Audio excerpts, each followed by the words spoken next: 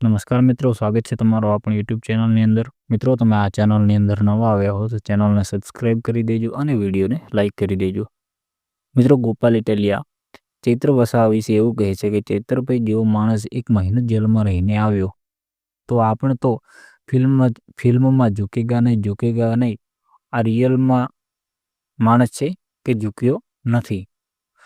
નહીં તો ફિલ્મમાં તો એવું હોય કે હીરોને એવું કહે જે ડાયરેક્ટર હોય કે તારે આટલો ડાયલોગ બોલવાનો છે કે ઝૂકેગા નહીં, તો એ તો ડાયલોગ બોલીને છૂટો થઈ જાય છે અને રિયલ લાઈફમાં ખબર પડે કે ઝૂકેગા નહીં કોને કહેવાય। અને આ માણસ એવો છે કે એક વખત ભાજપવાળાને પણ ઝુકાવી નાખ,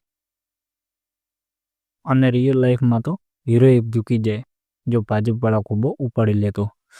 અસલ ઝૂકેગા નહીં કોઈ હોય તો એ ચૈત્રભાઈ વસાવા જ છે, જે જેલમાં જઈને આવ્યા છે। એમને ઝુકાવવાની કોઈના બાપના તાકાત નથી, એટલે આપણે કહી શકીએ કે એવડી મોટી ઈડી સીબીઆઈની સેના આવે તો પણ આપણા દિલમાં સત્ય છે અને આપણા વિચારોમાં પ્રામાણિકતા છે, અને આપણા નેતા અરવિંદભાઈ કેજરીવાલ છે એટલે આપણે આ લડાઈ જીતવાની છે।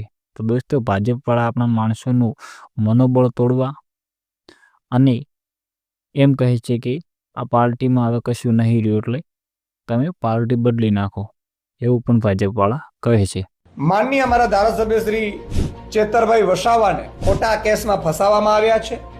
તમે વિચાર કરજો કે હાથાપાઈ કરી છે ભાજપના નેતાઓએ ચેતરભાઈ ઉપર। એની એફઆઈઆર નોંધાવવા ચેતરભાઈ વસાવા પોતે ગયા હતા પોલીસ સ્ટેશનમાં, હાથમાં અરજી આપીને ગયા હતા, પણ પોલીસે લીધું નહીં।